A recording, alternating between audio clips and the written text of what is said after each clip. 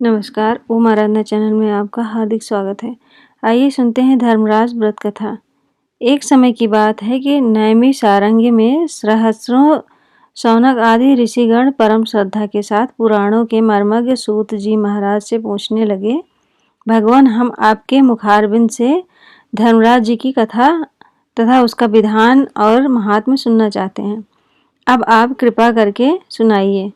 सूत जी बोले, हे ऋषियों, आप लोगों ने मनुष्यों के कल्याण की कामना से मुझसे यह प्रश्न पूछा, अतः आज मैं आप लोगों को धर्मराज जी की कथा ही सुनाता हूँ।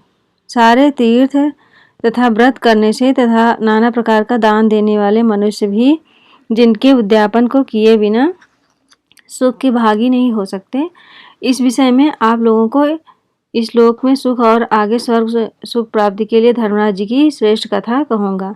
आप लोग विश्वास रखकर श्रवण करें।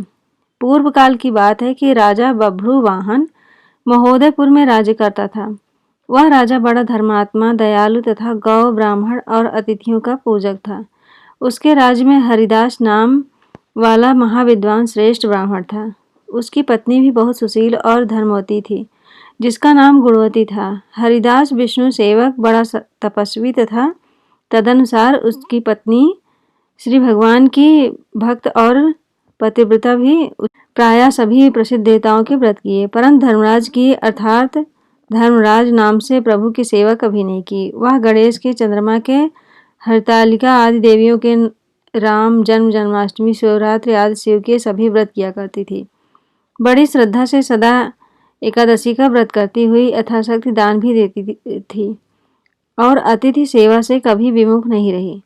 इस प्रकार धर्मपरायण होते हुए जब वह वृद्धावस्था में मृत्यु को प्राप्त हुई तो धर्माचरण के प्रभाव से यमदूत उसे आदर पूर्वक धर्मराज के पुर को लेने आए।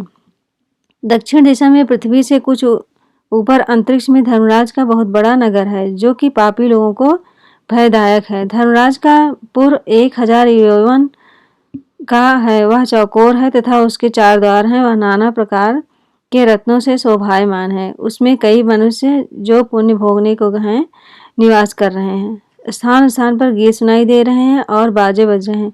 उस नगर के 7 कोट हैं। उसके बीच में महासुंदर धर्मराज जी का मंदिर है। वह रत्नों का बना हुआ है और वह अग्नि, बिजली तथा बाल सूर्य के समान चमक रहा है। उसके दरवाजों की पौड़ियाँ स्फटिक मणि की हैं और हीरे की कड़ियों से आंगन चमक रहा है। उसके मध्य में अनुपम सुंदर सिंहासन पर धर्मराज भगवान विराजमान हैं। उनके पास चित्रगुप्त जी का स्थान है, जो मृत प्राणियों के पाप पुण्य का लेखा भगवान धर्मराज को सुनाया करते हैं। यमराज के दूत गुणवती को वहां ले गए। उनको देखकर वह भयभीत होकर कांपने लगी और नीचे मुख किए खड़ी हो गई। चित्रगुप्त जी ने उसके पूर्व जन्म के किए हुए पाप पुण्य का लेखा जोखा पढ़कर सुनाया। धर्मराज जी उस गुणवती के हरिहर आदि सब देवों में तथा अपने पति में भक्ति देखकर प्रसन्न हुए, पर कुछ उदासी भी उनके मुखमंडल पर छलकती रही।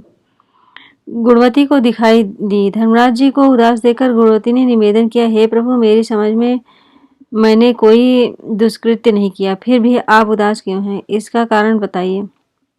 धर्मराज जी ने कहा, हे देवी, तुमने व्रत आदि से सब देवों को संतुष्ट किया, परंतु मेरे नाम से तुमने कुछ भी दान पुण्य नहीं किया। यह सुनकर गुणवती ने कहा, हे भगवान, मेरा अपराध क्षमा करें, मैं आपकी उपासना नहीं जानती थी। अब आप ही कृपा करके उपाय बताइए, जिससे मनुष्य आपके प्रति प्रीति पात्र बन सके। यदि मैं आपकी भक्ति मार्ग को आपके मुख से श्रवण कर वापस मृतलोक में जा सकूं तो आपको संतुष्ट करने का उपाय करूंगी। धर्मराज ने कहा, सूर्य भगवान के उत्तरायण में जाते ही जो महापुण्यवती मकर संक्रांति आती है, उस दिन से मेरी पूजा शुरू करनी चाहिए। इस प्रकार साल भर मेरी कथा सुने और पूजा करें, इसमें कभी नागा नहीं करें। आपातकाल आने पर भी मेरे धर्म के इन 10 अंगों का पालन करें। धृति, यथा लाभ, संतोष, क्षमा, यम, नियम द्वारा मन को वश में करना, किसी की वस्तु को नहीं चुराना, मन से पर स्त्रियों या पर पुरुषों से बचना, मन की शुद्धि और शारीरिक शुद्धि, इंद्रियों के वश में न रहना, बुद्धि की पवित्रता, मन में बुरे विचार न आने देना, शास्त्र विद्या का स्वाध्याय या पाठ, पूजा, कथा श्रवण या व्रत रखना और तदनुसार दान पुण्य करना, सत्य बोलना, सत्यता का ही व्यवहार करना और क्रोध न करना, ये 10 धर्म के लक्षण हैं। और मेरी इस कथा को नियम से हमेशा सुनता रहे या पढ़ता रहे, यथाशक्ति दान पुण्य करना तथा परोपकार करता रहे। जब साल भर बाद फिर मकर संक्रांति आए तब उद्यापन कर दे। सोने की या असमर्थ हो तो चांदी की मूर्ति बनवाए, विद्वान ब्राह्मण के द्वारा पूजन हवन आदि करें। मूर्ति की प्राण प्रतिष्ठा कर पंचामृत से स्नान करा, घोषोपचार से उसकी पूजा करें। मेरे साथ में चित्रगुप्त जी की भी पूजा करें और सफ़ेद काले तिलों के लड्डू का भोग लगाएं। हमारी पूर्ण दृष्टि के लिए ब्राह्मणों को भी जिमाएं और बांस की छावनी में 5 सेर धान्य जो मुक्ता तुल्य मानी है भरकर गुरु या ब्राह्मण को भेंट करें। स्वर्ग में चढ़ने के लिए सोने या चांदी की नशेनी भी दान दें। सुंदर बनी हुई सैया भी दान दें जिस पर मुलायम गद्दा, तकिया और रजाई हो। इसके सिवाय कंबल, पादुकाएं, बांस की लकड़ी, लोटा, डोर, 5 कपड़े भी दान देना चाहिए। गोदान की सामर्थ्य हो तो श्वेत या लाल गाय मेरे लिए और काली गाय चित्रगुप्त जी के लिए दान दें। ये दान की वस्तु सर्वसाधारण के लिए है। धनवान व्यक्ति और कुछ भी दे तो और भी अच्छा है। गुणवती ने भगवान से अब यह प्रार्थना की, हे प्रभु, यदि ऐसी बात है तो मुझे यमदूतों से छुड़ाकर फिर संसार में भेजिए, जिससे मैं आपकी कथा का प्रचार कर सकूं। ज्यों ही उसकी प्रार्थना पर भगवान धर्मराज जी ने स्वीकृति, उसी समय उसके मृत शरीर में पुनः प्राणों का संचार हो गया और उसके पुत्र आदि कहने लगे कि बड़ी प्रसन्नता है कि हमारी माताजी मरकर भी जिंदा हो गईं। इसके अनंतर गुणवती ने अपने पुत्र पति को वह सब बातें कही जो धर्मराज जी ने मनुष्य के कल्याण के लिए कही थी और खुद ने भी वह व्रत शुरू कर दिया। मकर संक्रांति से ही उसने प्रतिदिन धर्मराज जी की पूजा और कथा आरंभ कर दी और स्वर्ग में जाने के लिए दान पुण्य आदि कर्म भी आरंभ कर दिए। इस प्रकार गुणवती साल भर में धर्म कथा सुनकर तथा धर्म के 10 अंगों का पालन कर मृत्यु उपरांत जब स्वर्ग में पहुंची तो देवताओं ने उसका आदर किया और वह सदा स्वर्गीय भोगों को भोगती रही।